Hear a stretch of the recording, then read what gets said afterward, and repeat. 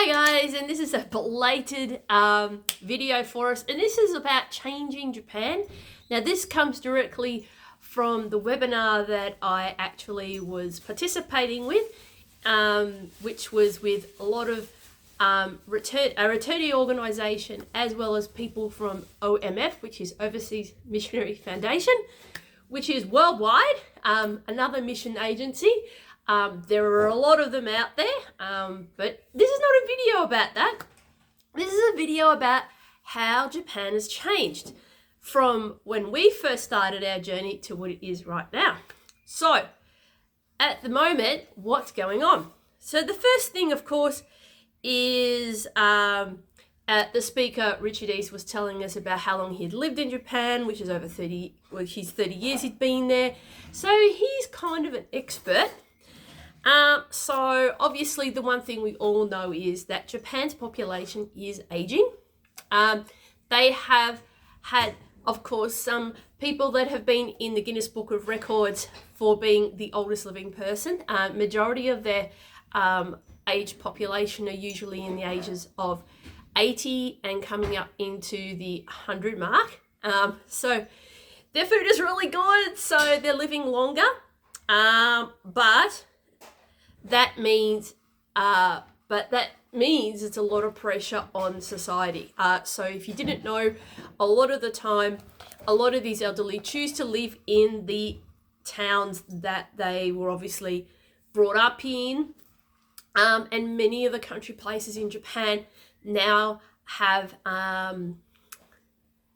pretty much elderly people living there, or people going into that bracket. So they're usually, some of them are actually caretakers of some of these people. So the caretakers as well as their patients are getting older. So again, it's an issue that the Japanese government has to deal with.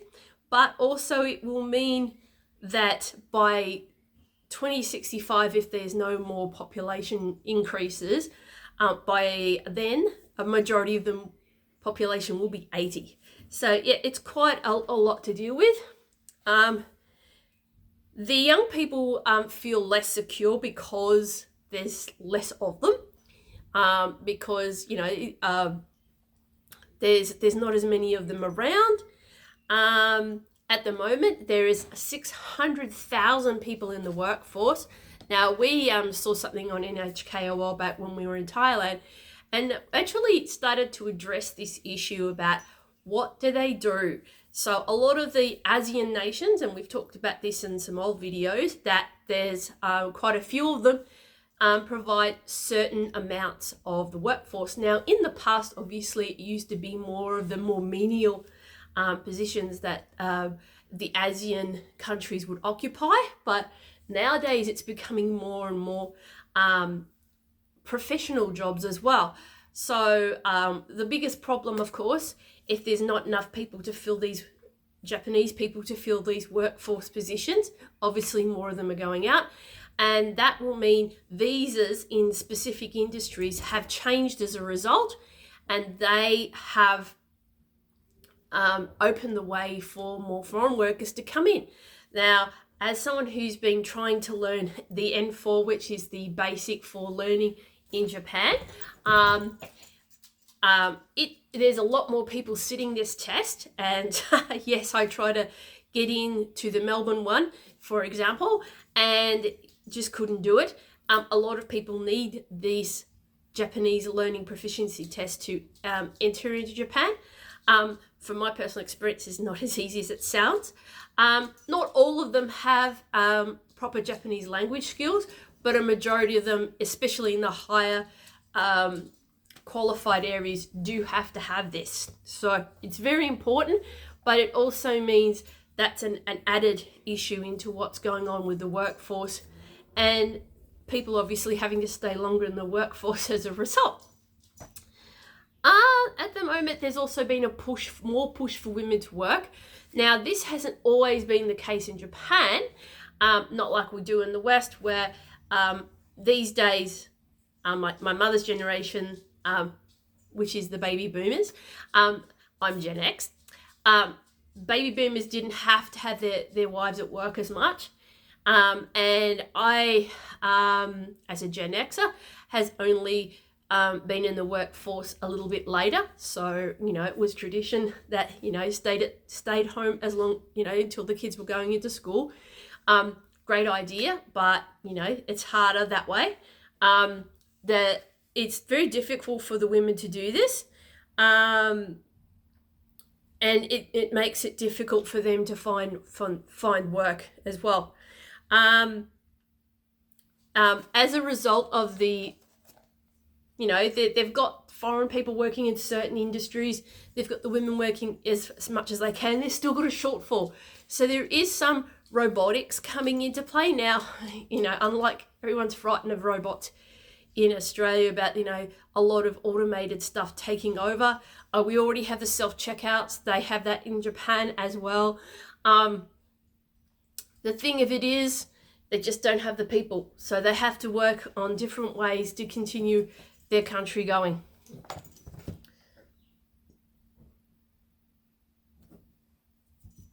As of course, we're going to be going over to Japan next year.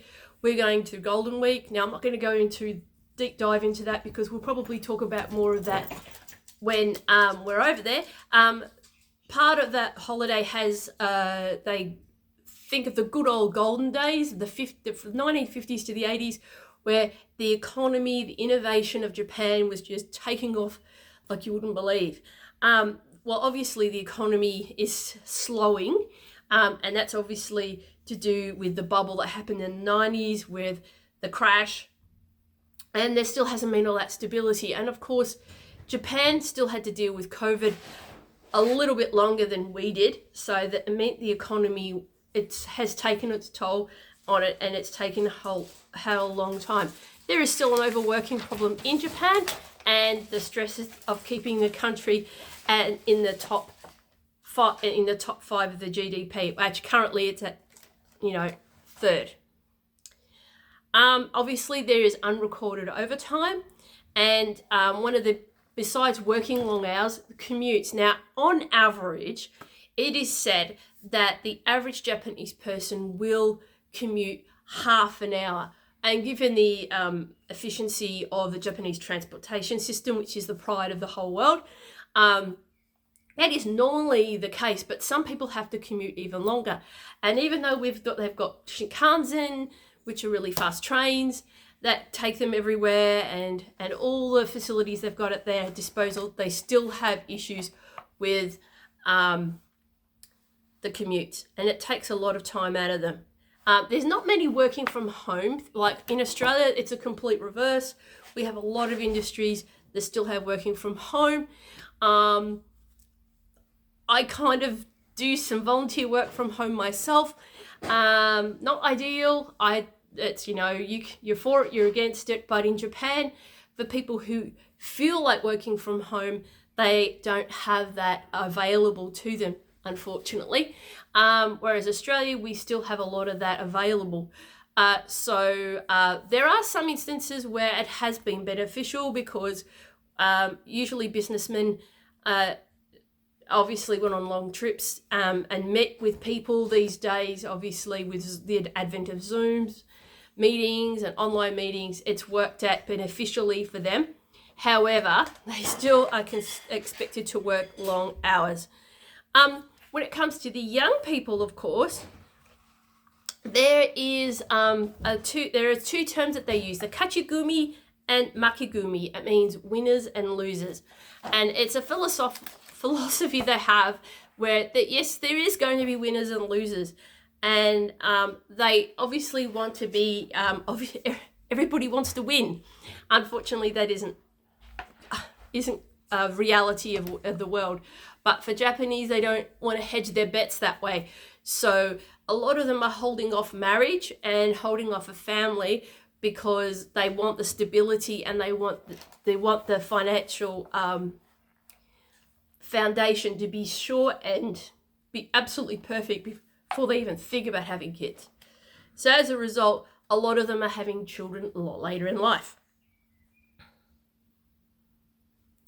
And if they ever do at all. And of course, the more popular thing that they're doing these days is going on working holidays. And guess which nation is the top one. If you said Australia, you would be correct. Over 15,000 Japanese have actually come to Australia on working holidays, or they are also doing English, they're incorporating English studies with that as well. And that's a ripe harvest field for evangelizing in Australia. Something I never thought would ever happen, but there you are. That we are actually part of that in collaboration with Cross Culture Church Melbourne. And of course, there is the sister church in Canterbury that also does an amazing job of evangelizing the Japanese that come to Australia as well.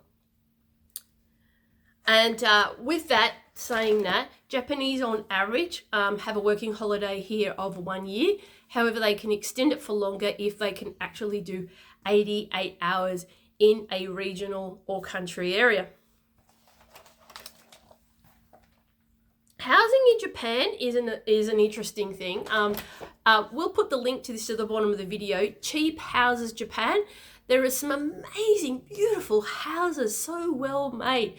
But did you know, unlike our houses here in Australia, which we kind of try and make them to last, the average house in Japan will only last between 40 to 50 years. And the majority of that could be to do with the weather conditions, the fact the materials are mainly wood, not much brick is used in Japanese housing. And of course, there are, when these houses are inherited by family, there is a very high inheritance tax, as well as renovating houses as well. And there's a lot of permits and so on that goes on with these as well. So there's not as much value in a house in Japan as it is in Australia. So if you actually go to these cheap houses in Japan site, you will see, even though it's in USD, if you work it out, these houses are relatively cheap and you get some stunning views. It's amazing.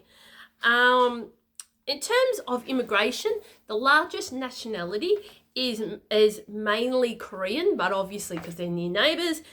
China, Philippines, Vietnam, Indonesia, and Thailand also make up the ASEAN nations. Most of the convenience stores now actually have foreigners. Usually, it used to be in the past that students would, do abaito, which is a Japanese word for part-time work, and they would work in places like this. But now it's more often than not that you'll see a foreigner when you go and buy your fried chicken or whatever other snacks you buy at your convenience store.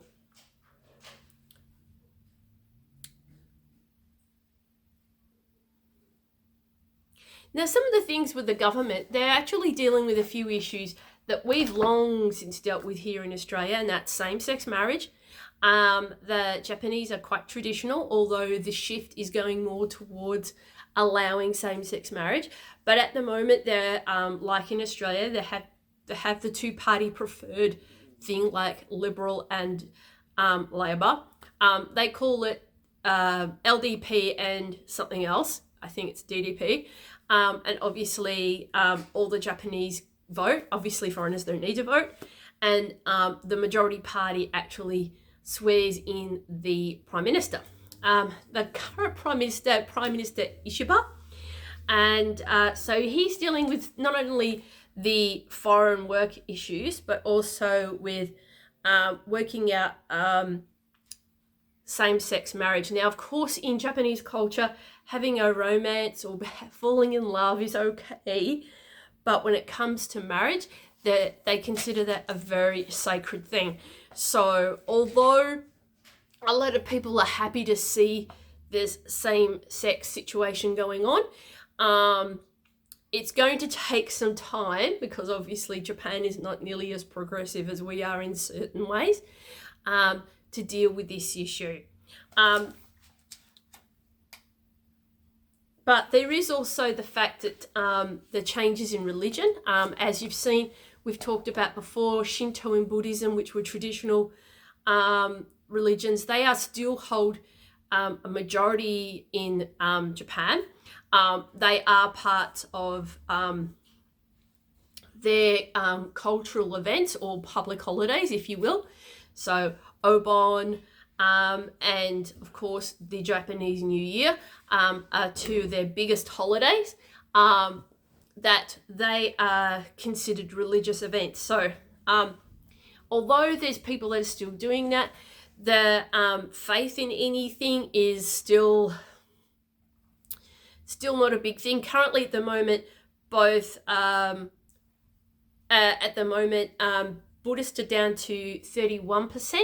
Shinto is sitting at a lower percentage again, and Christianity has not budged from its current percentage of 1%. There is a lot rise in no religion, as we do experience here in Australia, but many still consider getting married in a church still a big thing. So it's often said someone is baptized Buddhist, someone gets married in a Christian church, and they're buried as Shinto, is a common thread throughout Japanese culture.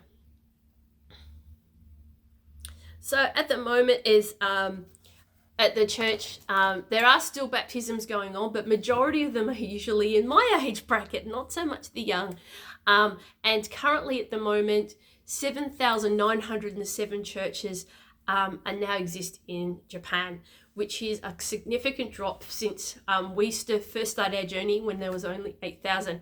Again, there is still the problem of pastors itinerating from not only their home church but other churches as well, and a lot of pressure.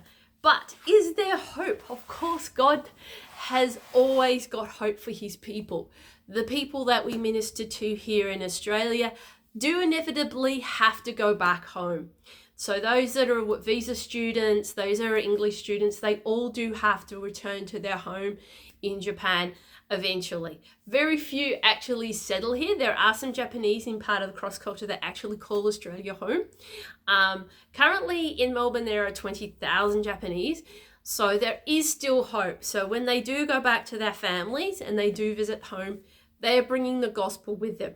And we just also like to give a special thanks to JCFN, which is Japanese Christian Fellowship Network, that help with this process. They help the families to understand that they're bringing light and hope to their nation. And as more young Japanese become Christians and spread the word, maybe in a small part of what we're doing here, and with conjunction with the churches I mentioned, Cross Culture Melbourne and the Melbourne Japanese Church in Canterbury, we're doing our small part, as well as the other Japanese-based churches in the other states, turn around this situation in Japan. But please do join me in praying for this nation of beautiful traditions, jaw-dropping scenery. We want to see this country thrive, but thrive for God. So thank you so much, guys. Please check out our socials. Please check out the Instagram, Facebook. You're already on YouTube. You're watching this right now. Please like and subscribe. And we also have a website with blogs that come up from time to time and any more information about what's happening. Our next video, of course, will be the karaage, the fried chicken wars. Who will win? You'll have to watch that to find out. From all of us here at Connecting Japan, Ja Martine, and see you next time. Goodbye.